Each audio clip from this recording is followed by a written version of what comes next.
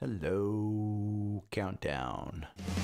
Every morning I wake up to the sound of the trading I'm late. bell. My heart starts to pound. Daily Copy. stock pick trading podcast in my Call. ears, guiding me through my Sales hopes and links. fears. Tune in daily, don't miss a single show. Sign up for the newsletter, let us help you grow. Taking risks, making moves, seeking success. Together we'll conquer, no room for any less. Every morning I wake up to the sound of the trading bell. My heart starts to pound. Daily stock pick trading podcast in my ears, guiding me through my hopes and fears. Morning, George. First, Tune in daily, don't second, miss a single show. third. Sign up for the newsletter, let us help you grow. Taking risks, making moves, seeking success. Together we'll conquer, no room for any less. Listen now.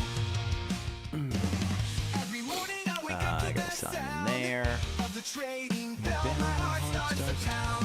Daily stock pick trading podcast in my ears, guiding me through my hopes and fears. Tune in daily, don't miss I haven't been at this computer since Friday, so give me a little time to set up. Together we'll conquer, no room for any less. Every morning I wake up to the sound of the trading bell. My heart starts to pound. Daily stock pick trading podcast in my ears, guiding me through my hopes and fears. And I'm not even sure. I probably should. Tune in daily, Log don't in, miss a single show. Sign up for the newsletter. Let's just let make us help you sure. grow. Taking There's risks, making breaking moves, news, of seeking course. success. Together we'll conquer, no room for any less. Listen Let's now. see. The newsletter's right there, so we're going to highlight that. Premium and alpha picks. Trendspider.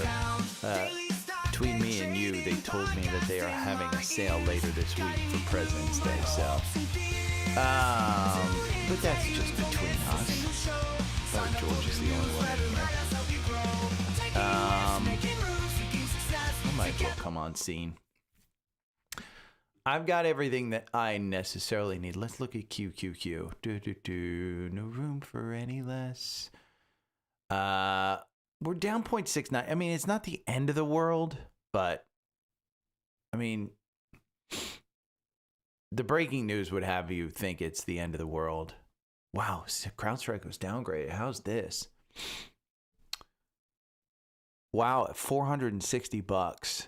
I mean, that's a screaming buy.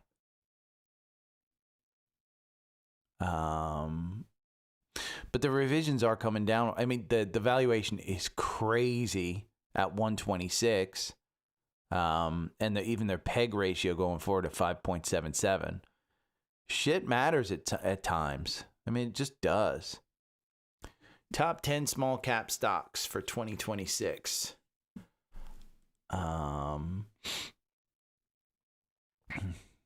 Yeah, small caps outperform. All right, look at the LiDAR plays from Friday. You had AVEA, which is up 17%. Let's look at where we looked at this one, AEVA. Because this was the one that soared. And on the 4-hour algorithm, I think it said to get in at like 17 or something. Let's see. 1735. 17, and it continued to dip down to like 15. 16. It's now trading at 1936. That 4-hour, man, I'm telling you. And if you don't think, look at the performance, 807 versus, this is why Trendspider is so good. Good God. You know, you had a nice golden cross there with the 50-day crossing right about that time. Boom, pops up. Good God. I am going to go over BMNR is one that I have to rebuy, and Coinbase is one that I have to rebuy as well after tax loss harvesting. And that one, Coinbase, by the way, 153% versus 38% if you bought and held. So quite an interesting. And again, Coinbase, the indicators have all reset. So for me, pretty safe to buy here at 240. Even though I think I bought at 300 and I sold around 280, if I'm not mistaken. So I took a loss on it. Took a big L. I took a big L. Okay, so I've got a stock that I will talk about here. Bloom Energy. We're going to mute that so when I base it.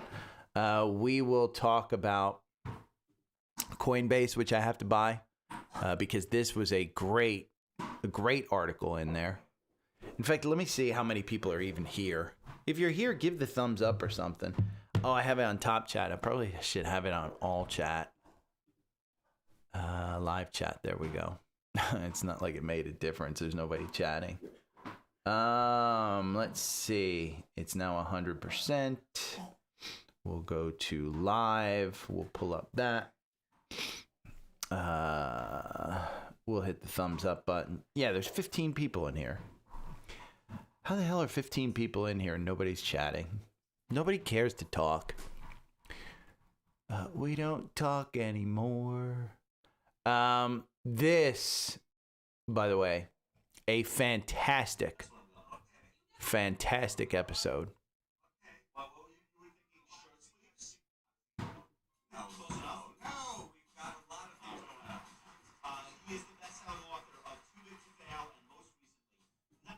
That's it. We'll talk about this one. Great episode. I mean, just a fantastic, especially we're at all-time highs. Makes sense to kind of trim. Are we heading into that down market? This is kind of an interesting one. We'll talk about this one, why maybe it makes sense to have Tesla or have a watch list or something of that sort.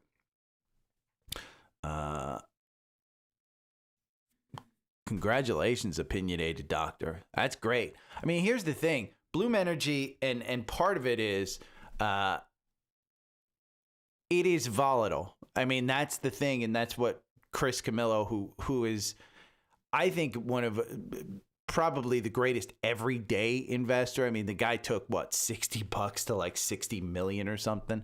I forget the actual thing. Why is this so slow? Yeah, 91.72. I mean, that's where the 4-hour algorithm, it's right there. I mean, it's literally right there. 830% versus 758 if you just bought and held. Average win, 80%. So 91.52. Can't argue with this. I mean, again, Bloom Energy had that crazy April run, which we've seen, 615% until it dropped down. Now it's going for another run. And if you look, the weekly indicators are still stretched, except for the RSI, which came down. Can it go higher? Absolutely, it can go higher. So, but yeah, we're going to talk about building watch lists. We're going to talk about,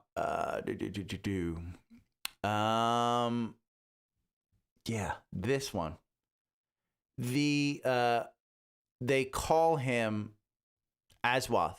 They call him the, let me see. I put it in my notes, I think. They call him leading authority on valuation and corporate finance. So it's a guy you want to read and you want to know about, what he thinks. And I see him on CNBC all the time, and he's great. He's fantastic. This is Seeking Alpha's YouTube page where you can get 2-minute analysis. I mean, again, this isn't a paid service. That's on freaking YouTube where you can get those. Not a bad day for the top 2026 stocks, which were up 3% on Friday, greatly outpacing the market. Get all your answers about the quant here and why I like the quant. You can kind of think of it as your own kind of cheat sheet, if you will.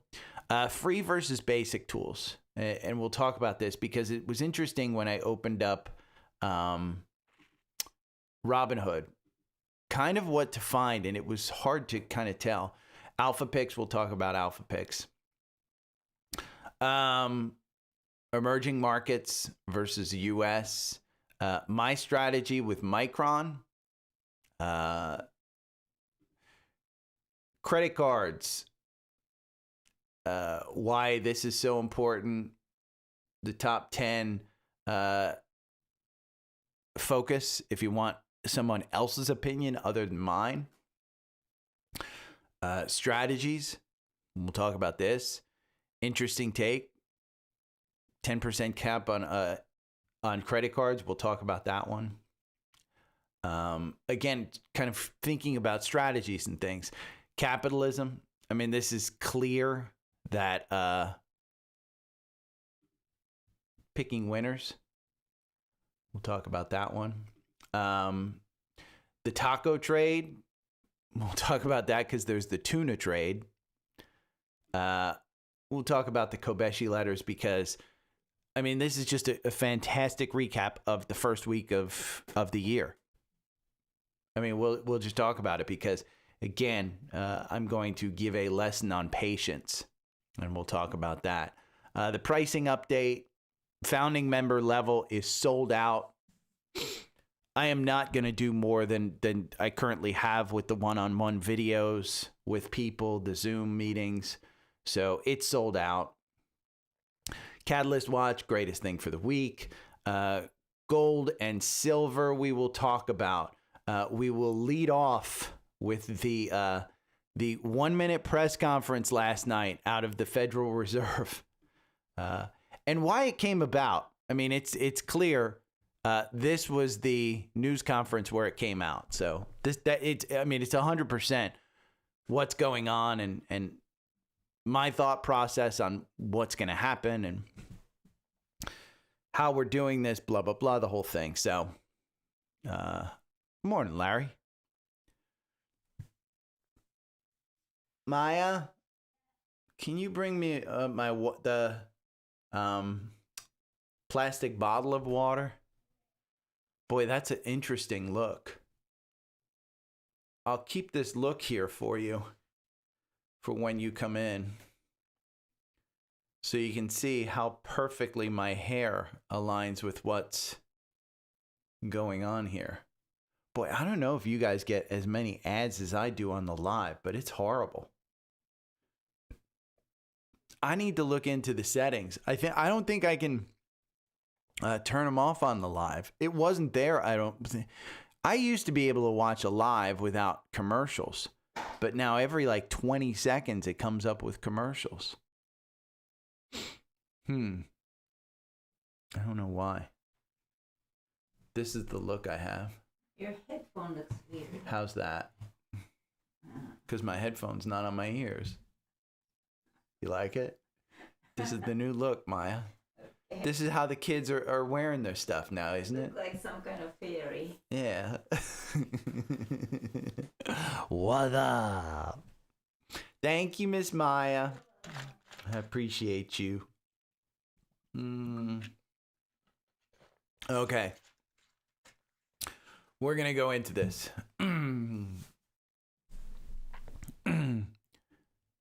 Good morning. It is Monday, January 12th. Sorry. We got big news. There's big news over the weekend with a 1-minute press conference. It's Powell versus Trump. We'll talk about that. It's also earnings week. We will talk about that. I will try and give you some ideas about being patient and how I look at things, because again, one of the secret hidden tricks of a fantastic, like long-term, not short-term day trading, long-term is patience. 2026 outlook. We have new acronyms, not just taco, but we have the Big Mac and we have tuna trades. So we'll talk about those as well. We'll talk about Alpha Picks because Alpha Picks just has the best summaries on Fridays. Free tools versus paid tools. I'll give you a couple of freebies. You don't need paid tools, and I say this all the time. You know, I made millions of dollars without paid tools. These things, the only reason I'm an affiliate today is because the tools that I have save me hours of research. versus like I could literally sit at my computer, find something to trade within 5 minutes. So again, you don't have to work hard, smarter, not harder. We'll talk about watch lists, how that's a thing. And then a couple of stocks that I'm actually buying. So I'll end off the podcast with stuff that I'm actually buying. Qs are down 0.7. Roblox is down 1%. You're seeing a bunch of red, but it was a good day Friday. So what happened? What changed? Let's talk about what changed, okay? If you remember a little while ago, this was, I forget exactly the date, but I think it was sometime in October. No, maybe it was September, August when Trump was talking. You can see Powell's look on his face. He's like, what the hell are you talking about? And then Trump pulls out this piece of paper that talks about Powell going over budget. And Powell is on top of it, okay? Jerome Powell was appointed by Trump, worked through Biden, many administrations. This guy is so nonpartisan. And yet Trump is attacking him, which is, fine. Personally, that's fine. If you have a personal issue with the man, fine. But attacking the Fed risks confidence in the market, okay? And this was the start. When Powell humiliated him, look at his face. When Powell humiliated him during that's what led to this, okay? We are seeing the DOJ bring about an investigation of Jerome Powell lying to Congress. It is attacking the independence of the Fed. And it all started with that humiliation, okay? It all started with that. We all know Trump holds a grudge, and he's denying that he has anything to do with this. But again, it's all going back to that humiliation, that kind of thing. Remember what I said last week about trimming at all-time highs? Remember what I said about buying the dips this year? Here's where you start to look at your journaling and what you did in November of last year, what you did in August of last year, what you did in April of last year. I can't tell you what to do. This is my podcast. This is about what I do. What you do is your own decision. But the safety trade, it's clearly laid out for you. The safety of metals spikes. And what else went up? The bonds. So again, if you're concerned about these things, don't let your emotions get involved with this. Go back to your journals and the trades that you made that worked during those times. Because we're heading into a crazy busy week. Not only will you have this shit going on, but you've got the beginning of earnings season. This is the start of earnings season. And if you don't have it, then go back to Fridays. Again, connect the dots, how I find and evaluate stocks like APLD, housing, rockets, and defense plays. Again, go back and look at this newsletter. Why? Because I show you and give you, literally spoon feed you, a way to play earnings. Strong buys in the quant that are reporting earnings. Okay? One of them that I gave last week is down 2% today. Why? Because of credit card issues. But you want to get yourself set up for the entire week. This Catalyst Watch newsletter brings you through that, okay? Brings you everything today. The volatility watch, the IPO watch, the spotlight on the ICR conference, which is retail. All day JP Morgan healthcare conference. Then it brings you to Tuesday. Who's reporting? Well, it's JP Morgan. It's Bank of New York. It's Delta Airlines. And then Wednesday, earnings watch, Bank of America, Wells Fargo, Citigroup, HB Fuller. Then Thursday, you've got more earnings, and all day Costco will hold its annual meetings. Shareholders will vote on the usual director elections, auditor ratification, blah, blah, blah, the whole thing. Costco, don't miss out on Costco. Costco's a $1,000 stock. It will get back to $1,000. This is a quality stock, okay? It is better than it was 6 months ago. And 6 months ago, let's see, what's today? 2, 4, where was it? It was at $1,000 6 months ago in June. In June, it was $1,000. It will be $1,000 again. understand. Costco's just one of those things. I mean, I go to Costco every freaking week. If you go to Costco every freaking week, you should own this stock. I don't own it, but I am looking to own it. And I think, if I'm not mistaken, I think the 4-hour algorithm got me in, but I don't think that the 4-hour algorithm trades. Well, it actually does. Got me in at 8:58. My ass should have been in this. I was asleep at the wheel December 24th. I was doing a lot of tax loss harvesting. So now I have to look. Is it worth it? Well, it's coming up on that 200-day. The RSI is up here at 69. Maybe I missed this little bounce. Maybe I sit and wait. You have to decide what you need to do. And so I love that Catalyst watch. I love that. Now let's talk about the newsletter, because the newsletter is free for the most part. Okay? These are the levels that you have. Office hours, I will do office hours tomorrow at 9 a.m. on Substack. So it's dailystockpick.substack.com. I will do it live. You will see this same screen that you see right now, but it will be live. But it is for paid members. It's office hours. It's an Ask Me Anything. I think it provides a great opportunity to have a very small group setting where you can ask me anything. Stocks, question about what's my process, about what do I have in my portfolio. You can ask me shit like that. The founding members, that's sold out. That's one-on-one with me. That's sold out. I'm not doing one-on-ones with any more people this year. It's sold out for the year. But the free one, you get this podcast, you get the newsletter, you get the pod notes afterwards, and I provide you bullish stock scans at the end of the newsletter. So again, if you're interested, it's Substack, dailystockpick.substack.com. If you want a freebie, again, all the notes from this podcast are published after the podcast. And then on Tuesday, I do the live one. You get access to all of my free access to the Savvy Trader portfolios. When you get a welcome letter, when you sign up for the paid podcast, you get a welcome letter with a coupon code that allows you to sign up for all the Savvy Trader portfolios. That's an $1,800 value right there. Now, let's talk about patience, okay? This is a good lesson, and I don't have anything. This is about the next topic, the 2026 outlook. But let me talk about patience. And I want to talk to you about something like NVIDIA, okay? We've talked about it. Let's see, NVDA.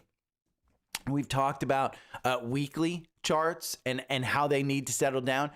NVIDIA is trading at the same price that it was in August. So it's not shooting up. It's going sideways.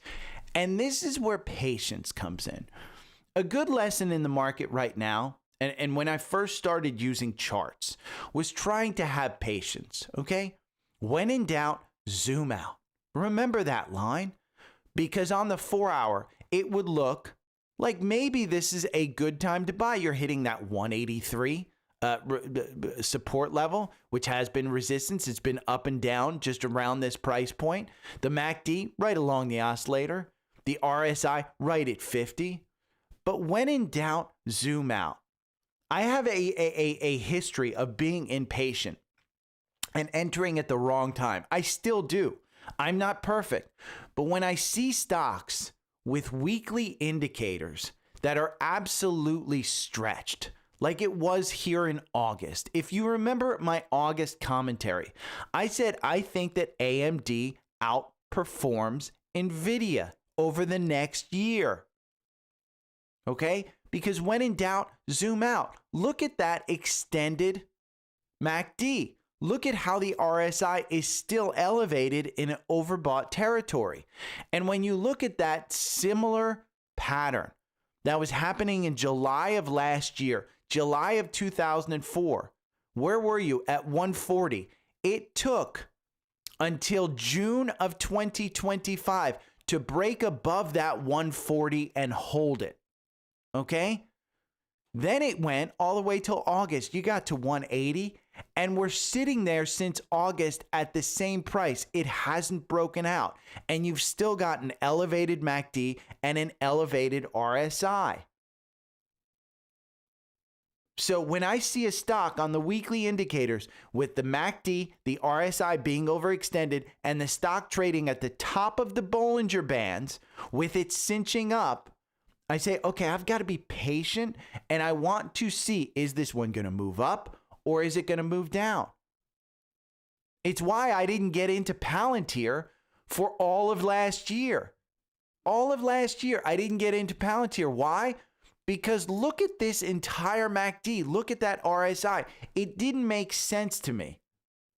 It's why I haven't been comfortable adding the memory names, excluding Micron, which we'll talk about. Sometimes that's the right call, okay? And sometimes, like Palantir here, it's not.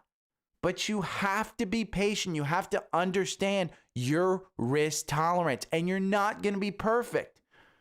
If the 4-hour algorithm works with the stock, it doesn't here in Palantir. But you can go and look at something like Coin. I just looked up Coin. We'll talk about that one later. But Coin, it makes 153% when you trade this stock, okay? Versus 38% if you buy and hold. So when I see that 253 and I look at this weekly chart and I see this one as an opportunity, you damn well bet this is a good opportunity. So learn to be patient. This is going to be key in 2026 because I've talked about the pullbacks that I expect. There's a lot of people that expect that. So in 2026, let's just go over what the first, 12 days has consumed? So far, Trump has called for a 10% cap on credit card interest rates. You're seeing credit cards just tank up to 10, 15% today. Banned institutional purchases of single-family homes. You saw them fall 10 to 15%. Bought $200 billion of mortgage bonds to lower rates. Did that work? Not really. Called for the Fed to cut interest rates to 1% in 2026. We saw that one. And now he's got an investigation out there on Jerome Powell, saying that Jerome Powell's an enemy of the state. Number 5, made $2 gas prices at a top economic policy. He announced $2,000 tariff stimulus checks. This is all the midterm elections. It's all the midterm elections. So let's go over some new acronyms because we know the taco trade, Trump always chickens out.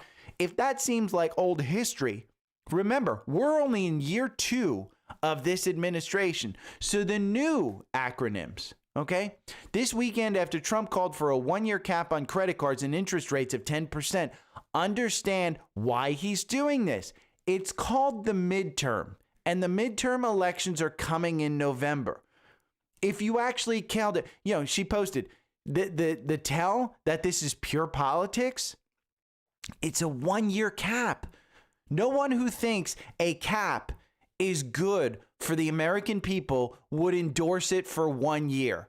That's actually even worse economics. So if you really thought this was, credit card companies were enemies of the state and they were being bad for people, you would call for it to be more than a year. Okay? That's the Big Mac trade. Midterms are coming.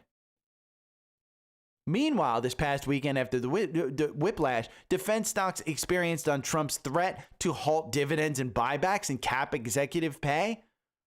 And then what does he do? He comes out the next day with a $1.5 trillion military budget for the next year. This is called the tuna trade. Trump usually negates announcements. And if you don't think that the government is picking winners and losers, you're not seeing it. You're letting your emotions get involved. You literally have Trump picking a loser based on their comment during a meeting which the administration wanted to be all positive. Exxon said, hey, Venezuela might not actually be investable. And then what happens? This is capitalism. Trump says, well, I may not be allowing Exxon into Venezuela because they're playing games. He doesn't like what they said, so he's picking winners and losers. We're seeing this. And so you're going to have to decide, are these trades, are these long-term investments? You will see dips. You will see buying opportunities. And you're going to want to come up with strategies like this. Okay? This guy, Luke, laying in bed, regard the 10% cap on interest rates. Well, maybe it's a big boost for the buy now, pay later. Why? Because you have to understand how interest rates actually work for credit cards. Your credit card points are only there because there's a lot of people that pay their credit card. There's a lot of people who pay that interest. They are willing to pay. They don't understand compound interest. They think, oh, I can pay $15 a month for this. Well, buy now, pay later actually doesn't necessarily charge interest. It's the same thing. So as the credit card companies start to bring down their credit exposure by not allowing those people to charge as much, where are they going to go? They're going to go to buy now, pay later. And so that's great for Affirm, for Klarna, for PayPal, and Square. So again, understand that you're going to have to think this way. And then maybe there's always the top 2026 stocks from Steve Kress. And this particular person, he went over all 10. Don't take my word for it. You know, the top 10 were up 3% on Friday. And if you think that the credit card companies, Trump always chickens out and he's not actually going to cap this thing, or for some reason it said that it's illegal, buy the dip. Buy the dip. Again, it's all about the midterms. Anyone who actually cares about the American people doesn't put a one-year policy in place. They make it for longer term. So this is clearly a political stance for the midterms, disguised as trying to help the American people. It's not. And we went with patience, okay? Micron, control your FOMO. Patience. I'm preaching. Wait for a pullback on Micron.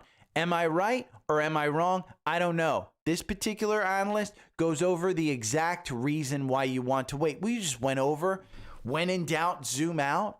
Okay, Micron is in this crazy upward stance. And the 4-hour algorithm beats buy and hold. Did you get in at 265? If not, why are you getting in at 344? Why? Because you have FOMO. When in doubt, zoom out. So if you look at this one, the MACD's extended. The RSI is overbought. The Bollinger Bands, you're at the top of it. Why would you buy now?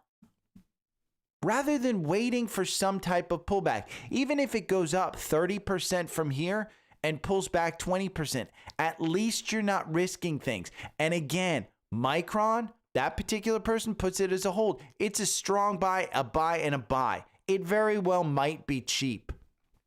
But for me, it's got to be an A+. And for me, I own this one significantly lower. Significantly lower.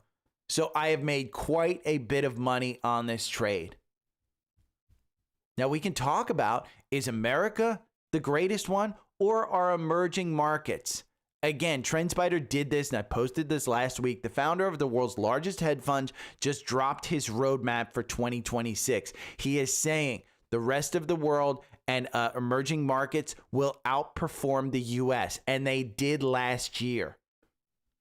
Well, here, emerging markets versus the S&P, you can see they have a long room to run. This is a long room to run. You can see left shoulder. This is a reverse head and shoulders. Left shoulder, the head, right shoulder. Boom. It would indicate that emerging markets are going up. Go and do your research. I don't own an emerging markets ETF. Go and do your research because maybe they outperform. One thing that I know is that Alpha Picks performs. Okay, you get a fantastic weekly update. And this is just the summary of this update. And let's go over the summary because this article argues that leadership is rotating away from the mega cap tech towards small and mid caps, especially in sectors like materials, financial, healthcare, and AI infrastructure, creating a more fundamental driven stock picker friendly environment for 2026. That's what Alpha Picks is about. It's a data driven portfolio that beats the S&P. You can see it right here during this time. Okay. While recent losers are often prior high flyers or AI adjacent hardware names, seeing profit taking rather than broken thesis. And again, given the specific stocks, the piece notes that the macro backdrop is one of the cautious optimism growth slowing, but holding, sticky, not accelerating inflation, stable rates, with cuts pushed to mid-2026. Why do you think Trump is opening that investigation on Powell? Because he knows Powell won't reduce rates. And that may not come until his new Fed chair gets in there. And that's mid-2026. And the supportive risk sentiment in crypto cyclicals implying continued segment rotation and potential sweet spot conditions for mid caps. So for me, I'm particularly looking at this market data segment right here. And I'm seeing year to date, you're seeing basic materials flying, industrials flying, energy flying, consumer discretionary flying.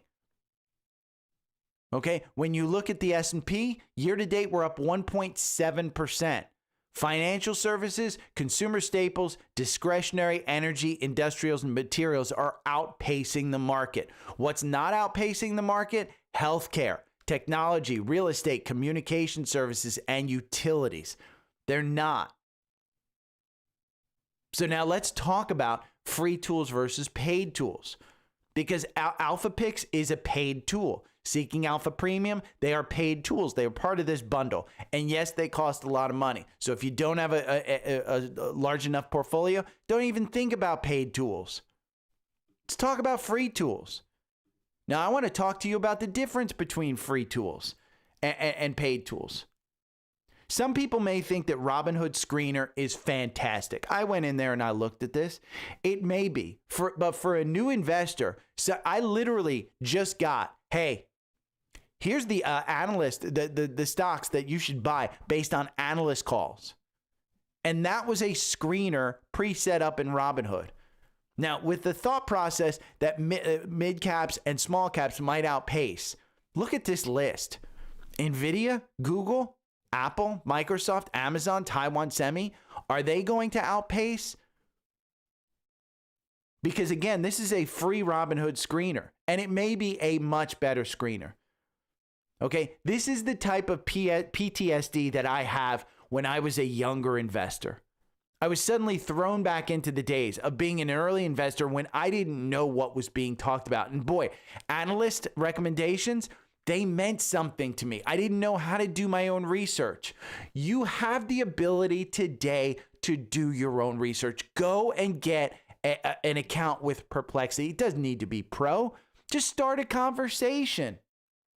And these may be great buys. I actually hold every single one of these in my own portfolio. You need more information than just an analyst.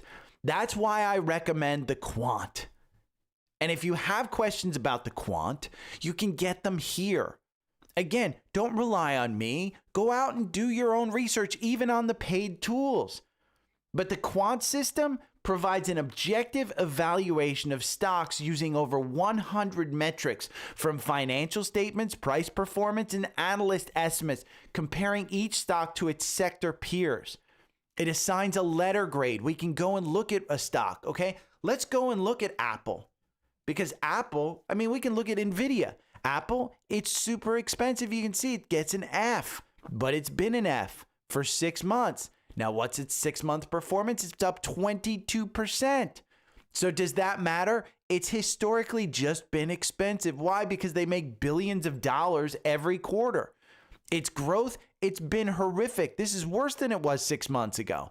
So maybe it needs a rest, and it has gone through a rest. Its profitability, A+, it's always been profitable. Momentum, it's a B-. Why? Well, 6 months, it's up 22%. And then the revisions, analysts are revising this higher. So again, it assigns letter grades, the quant, A to F across 5 key metrics. This is valuation, growth, profitability, momentum, and revisions. And then combines these two, an overall rating from strong buy to strong sell. You see it up here, Apple's a hold. With its weighted factors, it disqualifies for poor performance in critical areas. The data-driven approach aims to maximize predictive power by emphasizing power factors like momentum and growth while accounting for size and risk. You can get all your answers to what the quant is here. And this particular video, it's on YouTube. I found this one hilarious. I found it funny because in the video, Daniel goes over Lake. Okay, Lake. And I found this one funny because this one is a strong sell in the quant right now. But when you go to when that one was actually published, okay, when that one was actually published, it was 5 years ago. And that was during 2020 and 2021. It was a strong buy in the quant. And boy, it went from $13 all the way up to $40. So when he looks at that one, I found it funny. Because again, you can get all the answers right there. And I also find it funny that people bash the top 2026 picks, okay? Because the top 2025, top 2023, 24, and 25 have all outperformed. And on Friday, this particular portfolio of 10 stocks was up 3%, beating the market. Okay, you can get the quant, you can get the top 2026 stocks, you can get them all with premium. Add in alpha picks in the bundle, and boom, you're saving $150. It's, for me, it makes no sense for somebody to go somewhere else.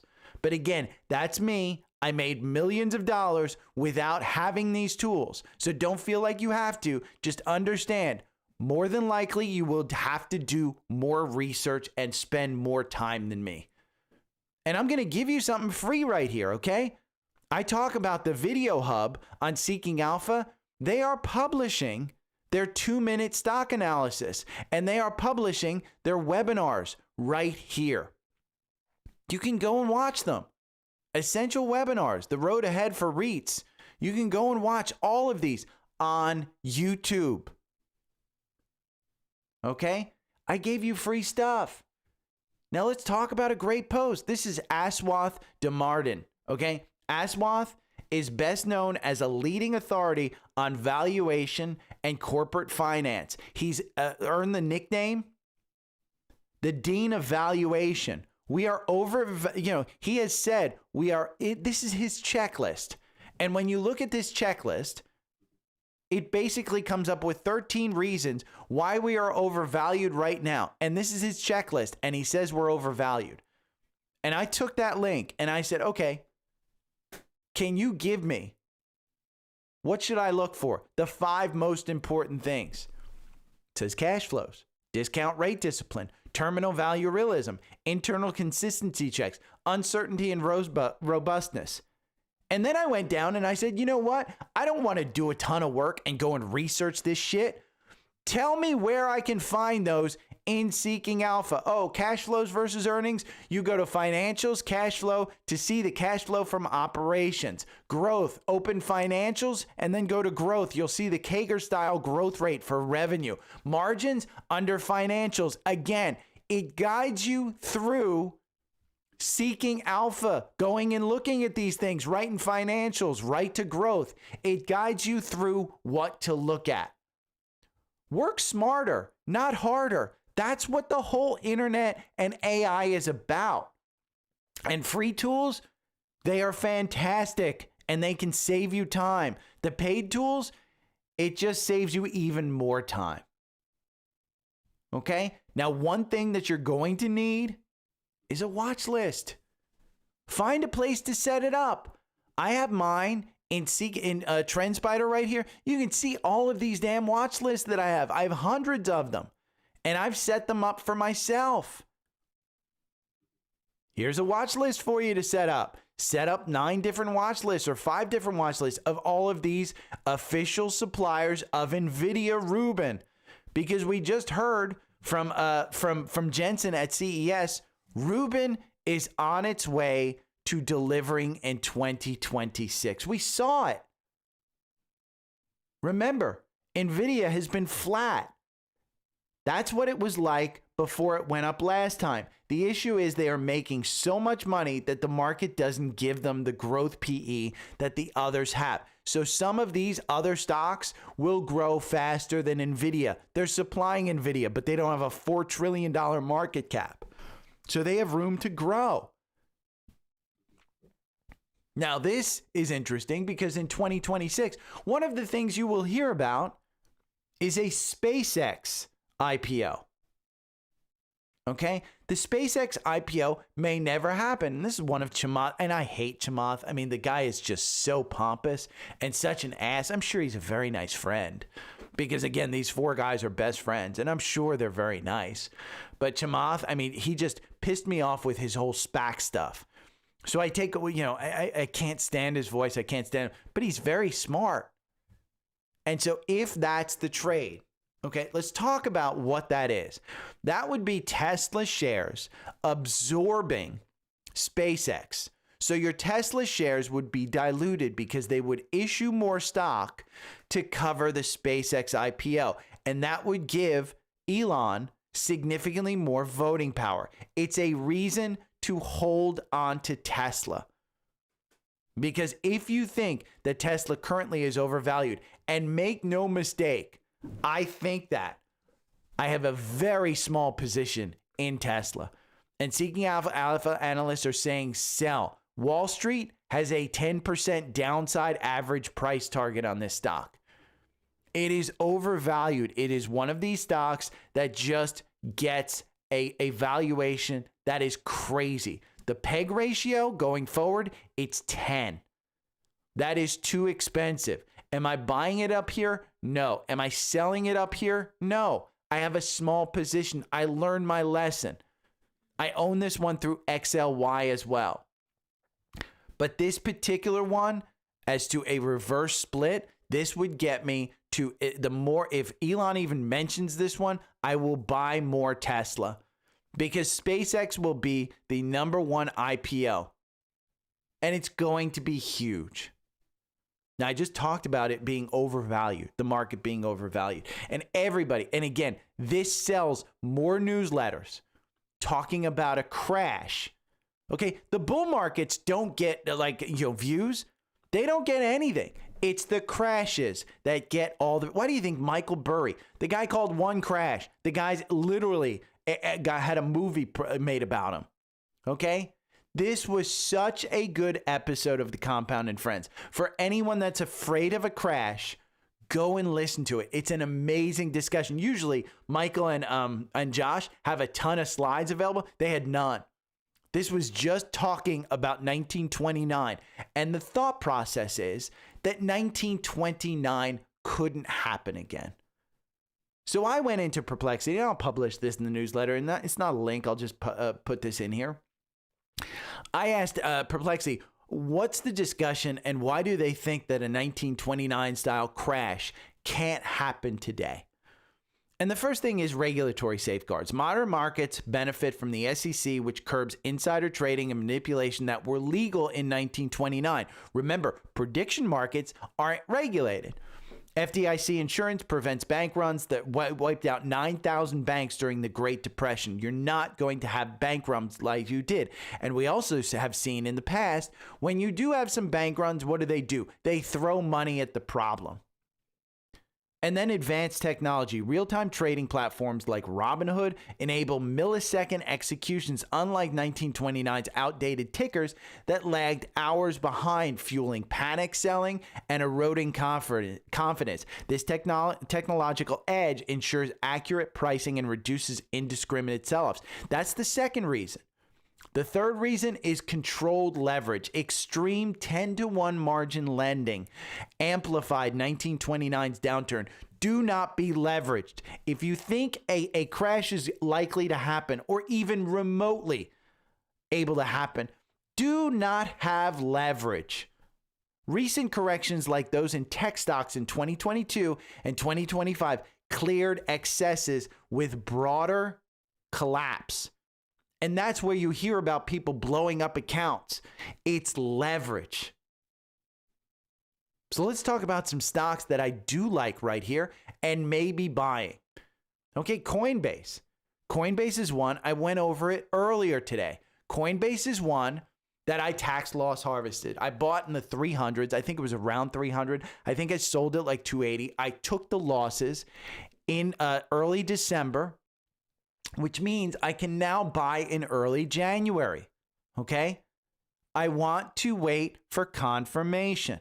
I want to wait, but you know what? The 4-hour algorithm, we went over this, 153% versus 38%. You want the 4-hour algorithm because you want to trade something like Coinbase, something not leveraged?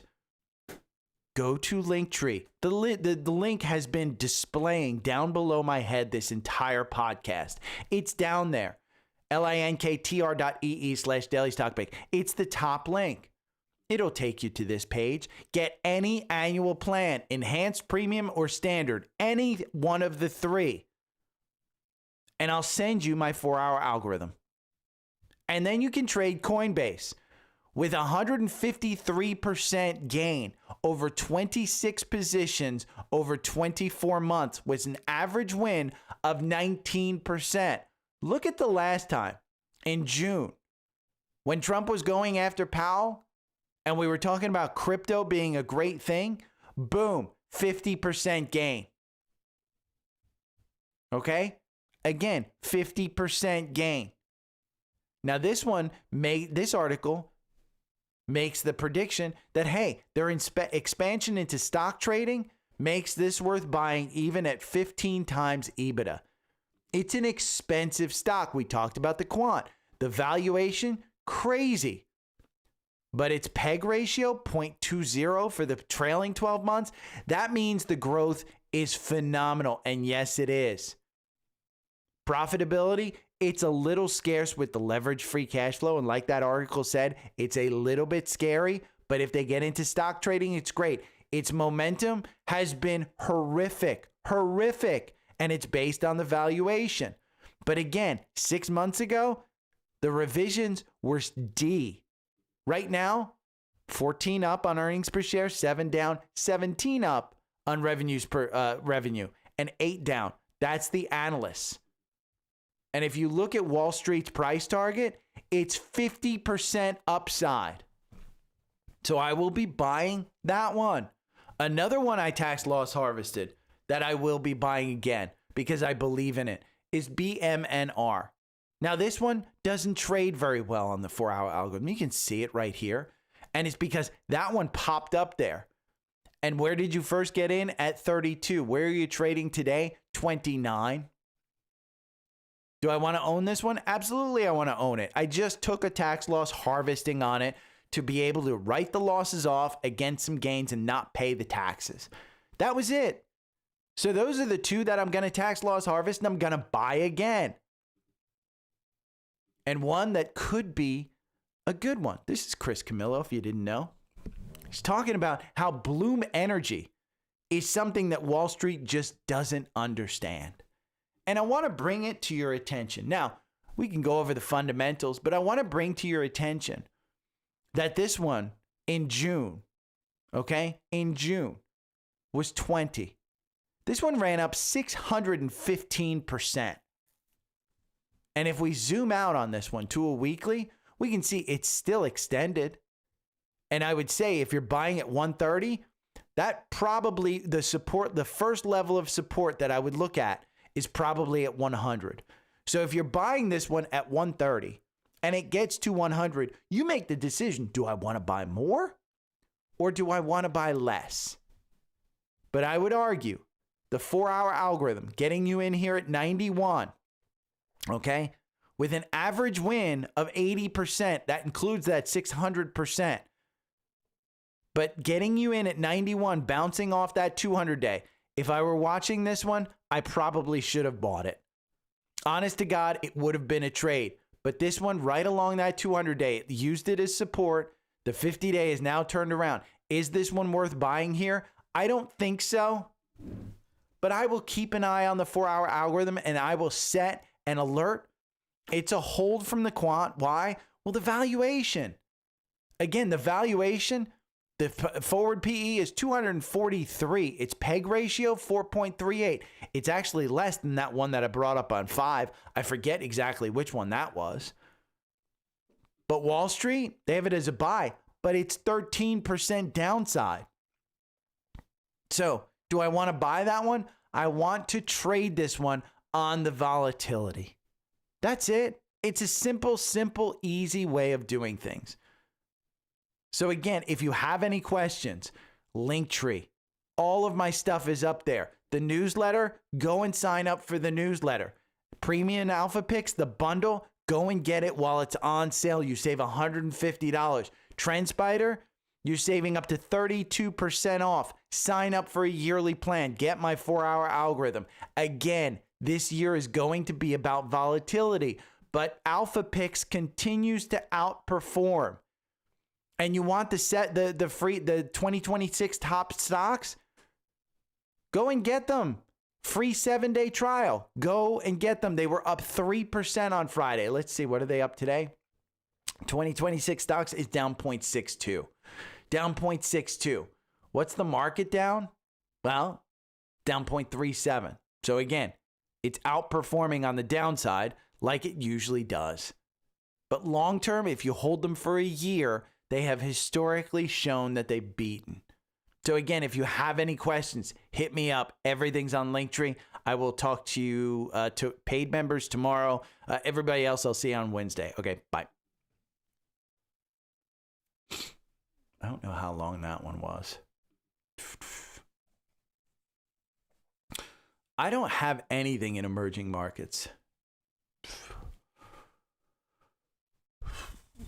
Oh, congrats, Jay Delac. Congrats. Silver was a great play. I wish I had gotten into that. I wish I had seen that. I did not. I do hold a bunch of gold and silver miners right now based on Alpha Picks. Newmont is crazy good, and it was one of the top performing S&P stocks last year, I think. Let me just edit this real quick. I am going to edit this.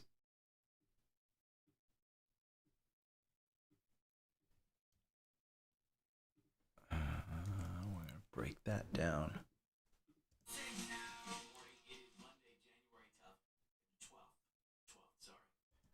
Okay. Yeah, 43-minute podcast. Export file. Oh, which one do I? There it is. Copy, paste, save. Boom. NEM.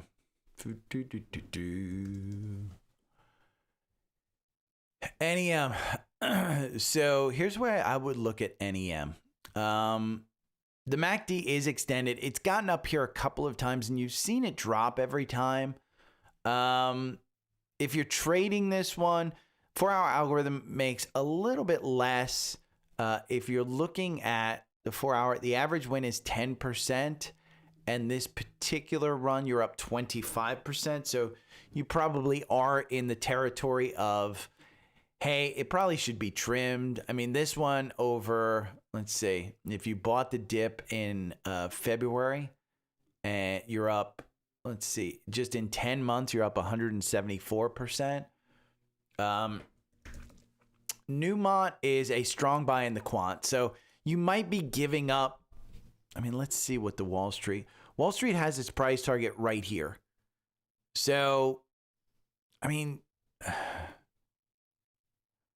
for me, I hate trimming, but when you're at these, let's see. Yeah, this is all-time high territory, I think.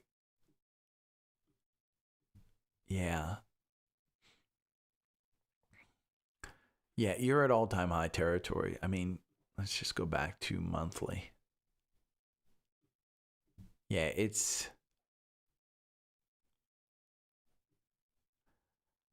running. let's see its valuation. Its peg going forward is 0.29. I don't know that I'd necessarily like say, oh my God, you got to get out. Because if we dip, this is going to be one of the safe trades. Yeah,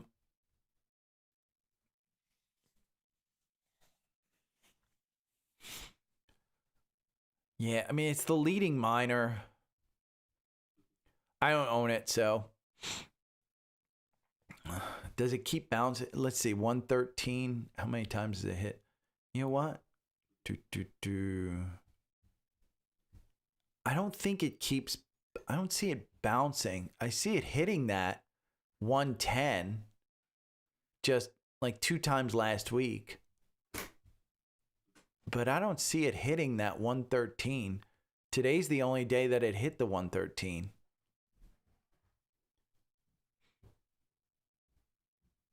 I mean, I would say for me, I'd probably be looking, Celia, at this one. That pump right there before it pulled back at about 100. I'd probably be letting this one go and just assume that 10% is kind of a play thing. I wouldn't trim until we got 10% down to about 100. And then I'd trim, and then I'd look at this back in April of 2022, because you did kind of put a little bit here. And these are weekly charts. And again, I'm assuming that this is a long-term hold, not a short-term hold, because I do think that Newmont as a strong buy should be a long-term hold, not necessarily a trade. And I'd be looking at that area between 86 and 100 as, okay, I'm going to add more as it gets down there, but I'm going to take some profits and then add more if we get down to that 86. So that's the way I would look at it, is just, you know, again, from a longer term trade perspective, Newmont just, it looks good. I mean, it really, really looks good. So let's see when it went to a strong buy. I mean, it's been a strong buy since 48. So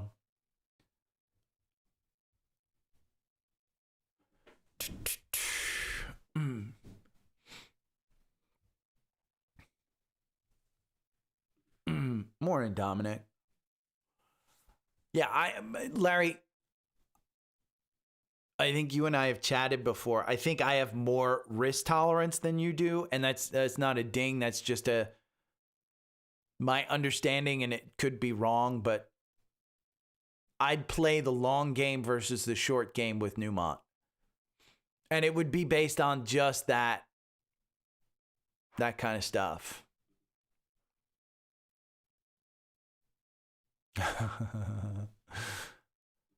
I mean, Celia, here's the thing. And again, your risk tolerance is your own risk tolerance. You should know, like for me, if I bought Newmont based on fundamentals, there is no reason to actually trim it right now. The fundamentals are still good. And you can look at this summary. You look at this valuation, mixed valuation, price to earnings of 15 is attractively priced at a 27% discount compared to the sector. However, its price to sales of 5 is substantially higher than the sector of 2, suggesting a generally expensive stock. But that's what you get with something that's up over 100% growth. Impressive growth with forward EBITDA growth at 56%. These figures underscore the company's successful expansion. Profitability, net income margin of 33%, EBITDA margin of 57%, both far exceed the sector.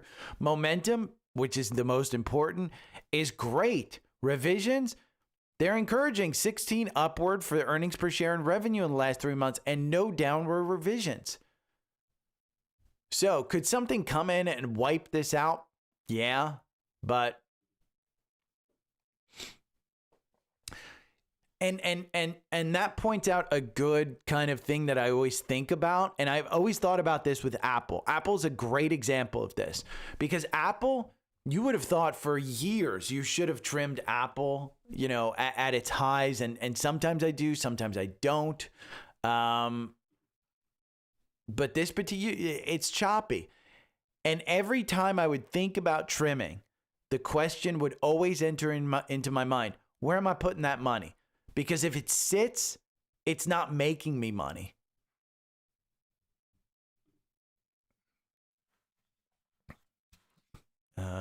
Is this Kivio? Clavio. This is the this is the consulting, I think. I'm a horrible, I don't know this company. I don't like software in the current state. And, you know, year to date and 12 days, it's down 13%. 1 year, you're down 28%. At some point, it becomes interesting. But for me, something that IPO'd in 2023, it would be a trade at best for me.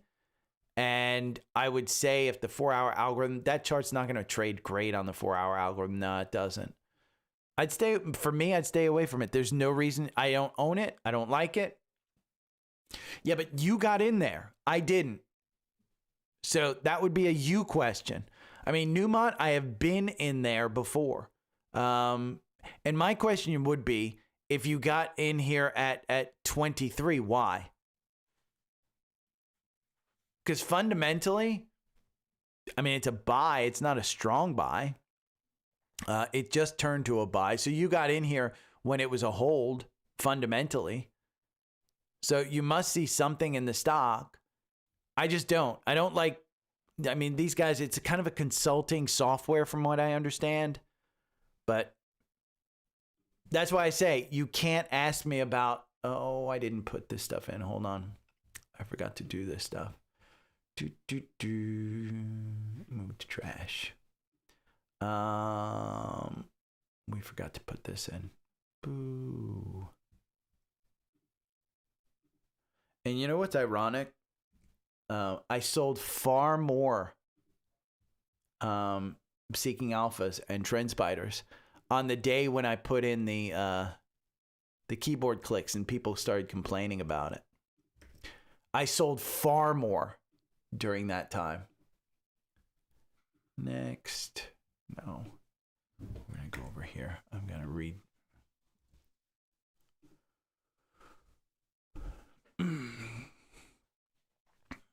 Yeah, see, that's the different. I don't like software. So it's hard for me to, you know, you do you. I can't tell you what to do. I don't like the stock, but I don't own it, and I've never owned it. So something within you said, hey, I like the stock, whereas I just don't. So if it were me, I'd sell out of it. But that's typically where the stock will freaking fly back to 50. So, you know, I said to get out of it. Remember, I'm the guy that said to get out of Palantir at 25 because it's overvalued. Rode up to 180. So I'm not a good judge of, hey, you should do this, you should do that. I just am a good judge of my own stuff.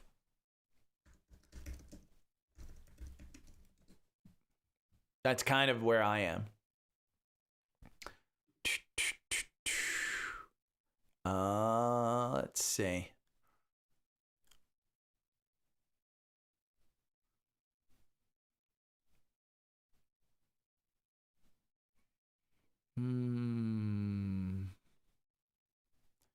These are usually the ones that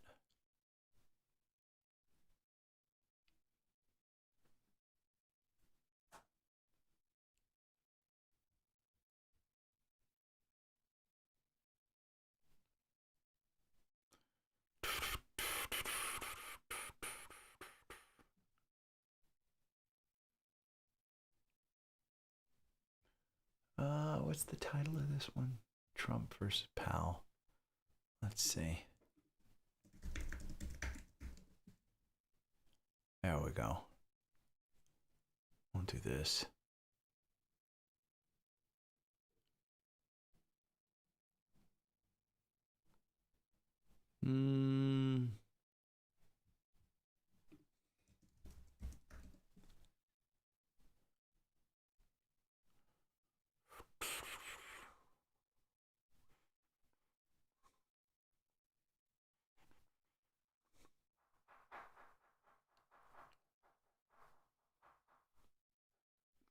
hate getting Trumpers and anti-Trumpers on the podcast, like comments and shit. I just hate it. Well, let's do this one. Customize this template. Okay, we're going to do I have Trump and Powell?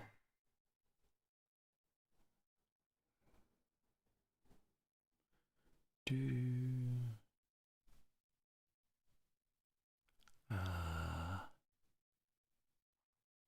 don't have Trump or Powell.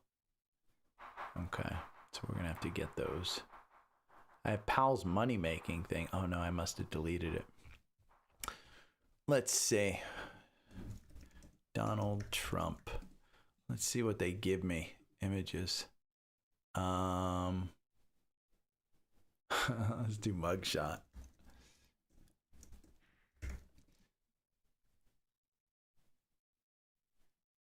Let's do that one.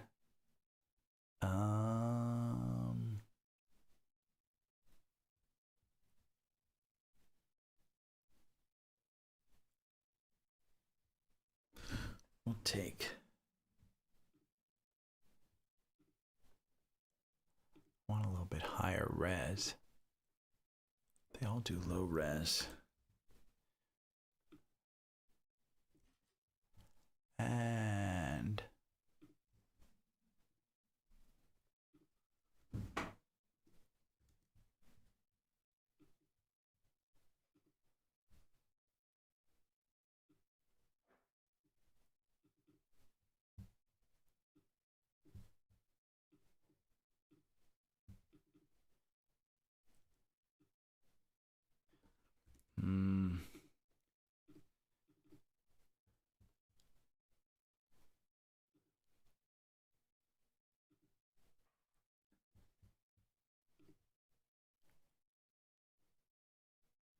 oh,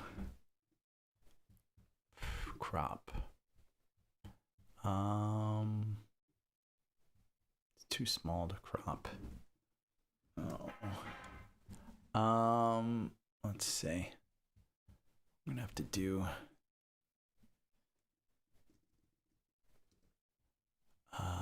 Let's do this, and we'll do.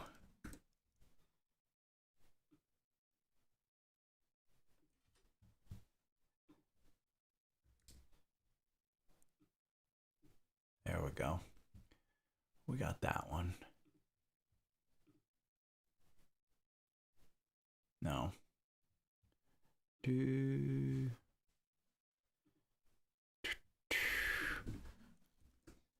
Jerome Powell.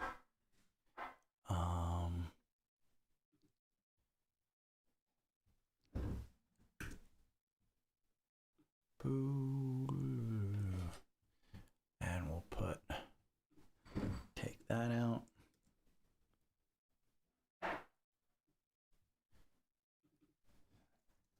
Trump versus Powell.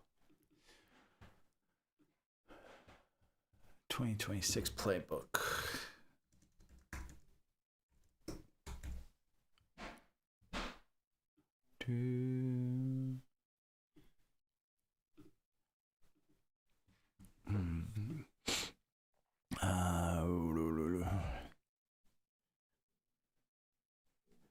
Oh yeah, Celia. I have problems staying in trades too long too. I actually started using the on Netflix. They have a meditation headspace. I use that. Yeah, Seeking Alpha is great for journaling, and I love it. I love it.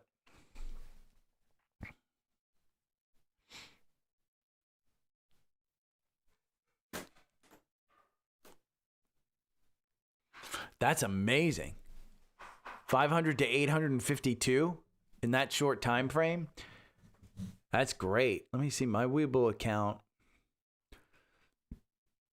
is probably up today because I think Ethereum, yeah. I'm at 12.2, but I'm horrible with managing this. I mean, it's got the same positions. I probably just need to sell out of Apple.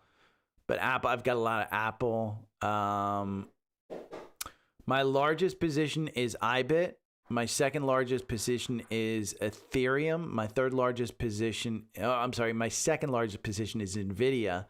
My third largest position is Ethereum. Fourth is Spotify. Fifth is Apple, then Tesla. So,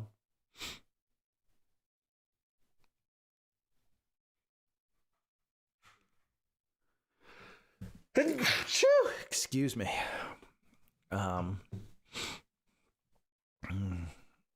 Seeking Alpha is great for that stuff.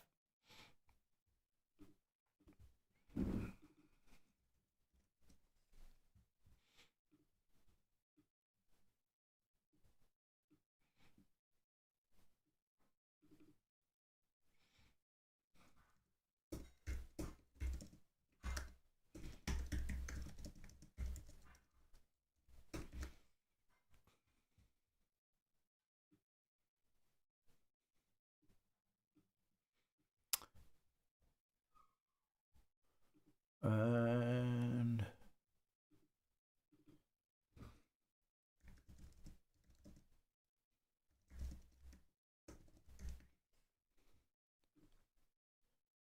okay, let's do this group. Put this down here. And let's see.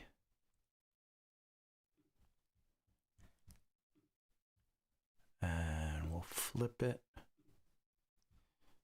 And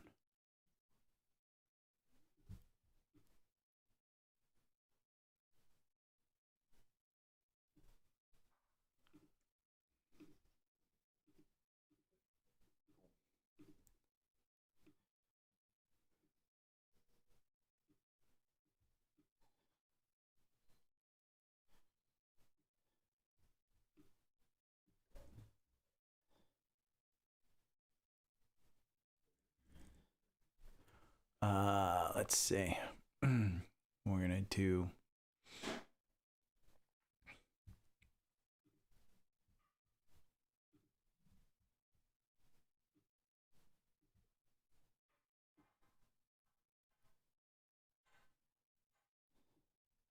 Trendspider, Seeking Alpha.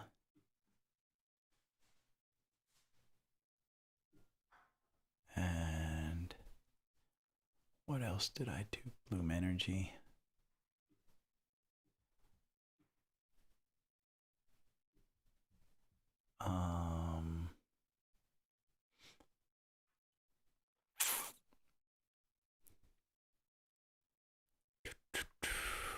Coinbase.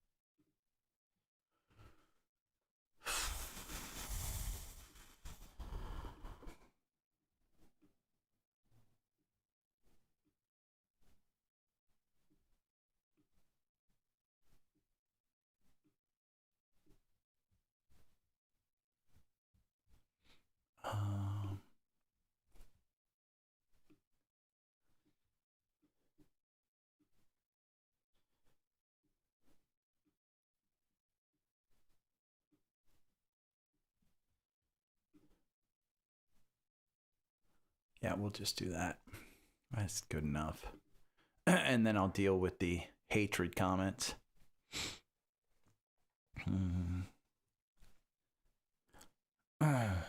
Yeah, and that's the way I am, Cecilia. That's where I was when I was trading that account up to, like, I think I started with $1,000 and I got it to 14,000. It's the triple leveraged ETFs. It's I didn't trade crypto until recently. I still don't own a bunch of crypto. I just own IBIT and Ethereum and stuff. So, but It's a fun way. I think it's a fun way to actually test, like you said, test yourself, understand where you are. If you focus on it, it's good. I found myself just not having time to focus on it. And that was the issue.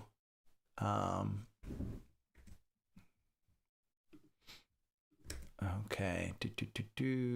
Let's go over and get the description. Okay, it's 9:58. I'm out of here. You guys have a great day. The markets, QQQ, it's turned even. It's turned even. So, fear is out of the market. Nobody's afraid anymore.